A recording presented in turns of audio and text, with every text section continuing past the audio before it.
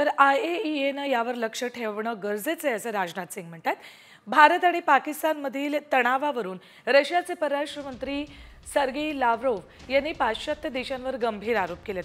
पाश्चात्य देश भारत आणि पाकिस्तानला एकमेकांविरुद्ध उभं करतायत असं रशियाच्या परराष्ट्र मंत्र्यांनी म्हटलंय। पाश्चात्य देश भारताचा वापर चीन विरुद्ध करू इच्छितात असंही त्यांनी म्हटलंय। पाश्चात्य देश आशियातील आसियानची भूमिका कमकुवत करण्याचा प्रयत्न करतायत असंही सार्गोव म्हणाले।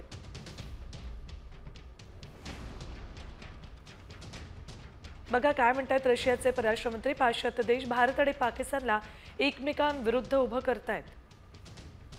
पाश्चात्य देश भारताचा वापर चीनच्या विरोधात करू इच्छितात। पाश्चात्य देश हे आशियातील आसियानची भूमिका कमकुवत करण्याचा प्रयत्न करतायत असे महत्त्वाचे मुद्दे त्यांनी मांडलेत।